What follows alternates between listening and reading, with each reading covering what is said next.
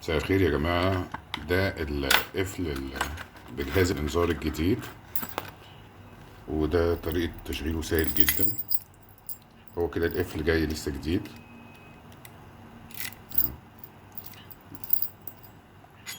بشيل اليد وبلفها، يعني هو راكب كان كده.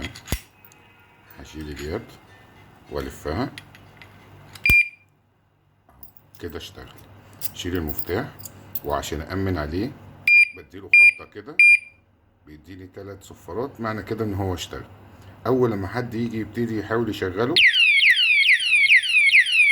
صوته عالي جدا، يعني بعمل كده اشيل خلاص. كده خلاص اتشال. كده العكس، اركبها العكس يعني مشغله قفل عادي. خلاص كده ما يعملش اي حاجه. عايز ارجع اشغله بقى قفل بانذار، هشيل دي كده واقوم لففها